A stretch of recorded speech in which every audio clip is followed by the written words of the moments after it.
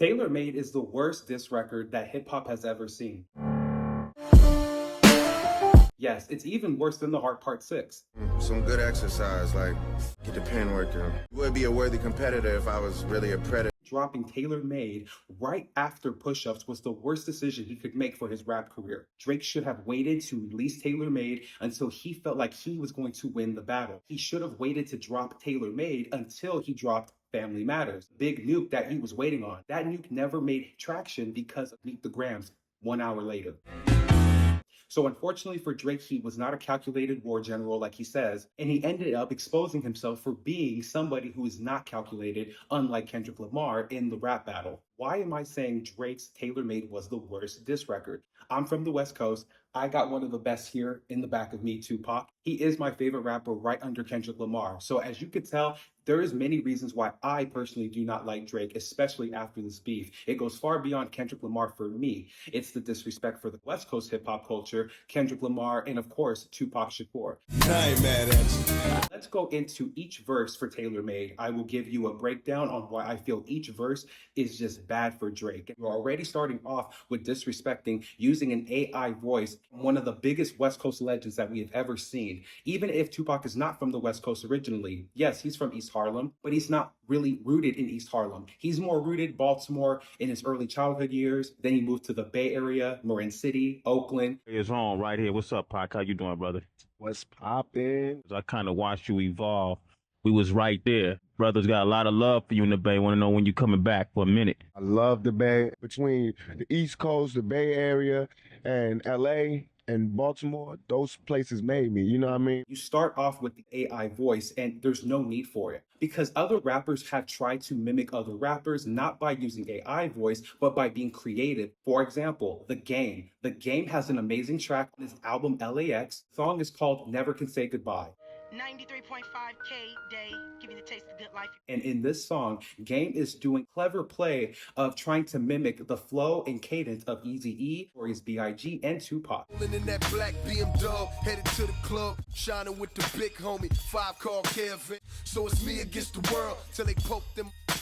We out of Philly, see how that dark green Suburban hurt. Shots closed my curtains. But here's the big difference. He is not using AI. In this song, Game is just mimicking the actual flow and cadence of Eazy-E, of Biggie, of Tupac, without disrespecting using a computer voice to actually complete the song. He is able to utilize his own voice to recreate a voice that he's trying to get for the record. Instead of trying to say, you know what, no, I'm just going to do a computer, Game actually put some effort into trying to recreate his own voice to sound like Eazy-E, Biggie, Tupac. That's respectable. What Drake did is just straight up a slap in the face to the West Coast on many levels. Let's get even deeper into the Tupac verse with these lines. Talk about him liking young girls, that's a gift for me. What do you mean a gift for you? What? That nigga's tripping. So look, Drake is using Tupac to say this is a gift. Use this as a plot to get against Drake that he allegedly likes young girls. I'm going to tell you something right now. This is so disrespectful. If Drake really knew what culture was, and especially Tupac, I know for a fact that he would not think that this was okay. Honestly, still disrespectful to think that Tupac would talk to Kendrick Lamar in this battle and telling him, we need you, West Coast savior. Tell him about that. He likes little girls. That will get him. I guarantee you Tupac would hate that. That's what makes that more disrespectful. You got to know the person you're mimicking using AI with and really know if they're going to be down with that. It's bad enough that you bought the guy's ring. If you really thought Tupac would like that, I know he's looking down like, are you Fuck you, die slow, motherfucker, my phone. fucking kidding me? He's waiting for you to send the ring back to Kenny. Kenny got the money. Come on, just send it back. And just like Tupac's AI voice says on that song, There's nothing left to say, I just pass it to Snoop. Yes, yo. now with the Snoop Dogg verse, I can guarantee you there's more disrespect that I can unravel and you're going to be like, come on, stop playing, stop being dramatic. But no, I'm from the West Coast and I love West Coast hip hop and I'm here to protect my kings. So let's begin. With the second verse on the Snoop Dogg record, it already starts off with nephew, what it do, already mimicking the fact that Snoop Dogg uses that as a word in most of his songs, nephew, which is okay, whatever. It's not that bad, right? Now Drake has Snoop Dogg AI talking to Kendrick, pass you the torch at the House of Blues. Right. what you gonna do? Like, just this dumb, stupid play of words, trying to make fun of Snoop Dogg, but also reminding everybody in the verse, like, hey, this is for Kendrick. Like, he's regretting giving him the torch to the city. Even if Snoop Dogg agreed to let Drake do this, let's say Drake called him, got permission to use AI on Snoop, and maybe Snoop, for some reason, said, yeah, do it. Well, he is close to Kendrick. He should have been thinking like a war general. If Snoop really let me do this, then something's up. Even if he allowed you to do it, why would you want to do it? You realize that you're battling for the greatest rapper in the game. You're not battling for the biggest pop star. Drake posted this song on his Instagram.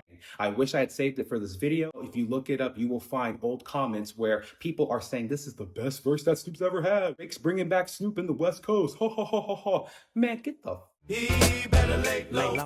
People think Snoop Dogg doesn't have any classics outside of Doggy Style, which is a big disrespect to the West Coast legend. Of course, Dogfather, but even the No Limit era, best era, No Limit, Top Dog being the best album from there. Rhythm and Gangsta, Blue Carpet Treatment. The list goes on and on. So a lot of these people who are caping the OVO sweatshop, they don't even know half of these albums that I just mentioned, or any of these albums for that matter. You're attacking a whole West Coast, not just California. There's a bunch of states out here. How are you trying to take the reins as king for the entire country, essentially, not even from here, and disrespect all of these states out here that rock heavy with Tupac or Snoop Dogg?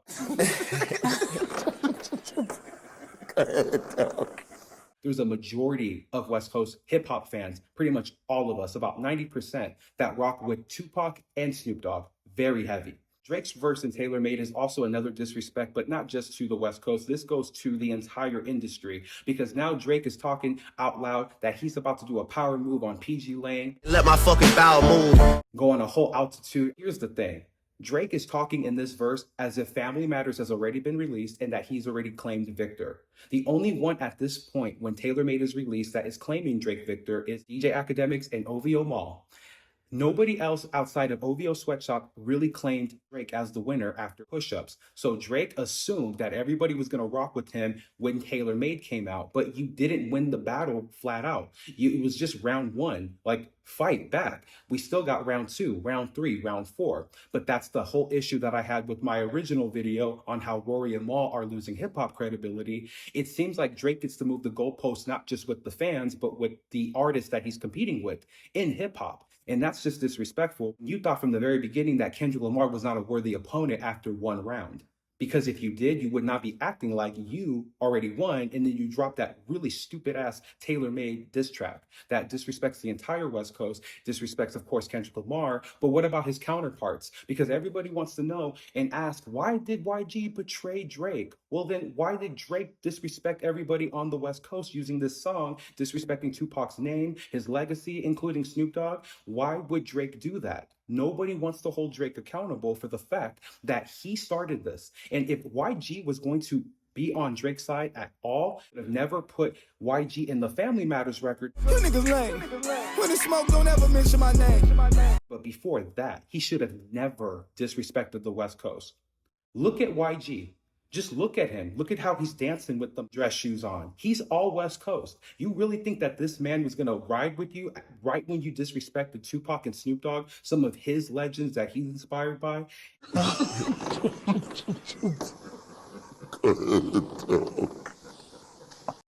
I mean, come on. That was the dumbest play in the book. But of course, you dropped Tailor Made before you dropped Family Matters. You dropped it right after push-ups because you thought that Kendrick was not worthy enough or he was never going to drop.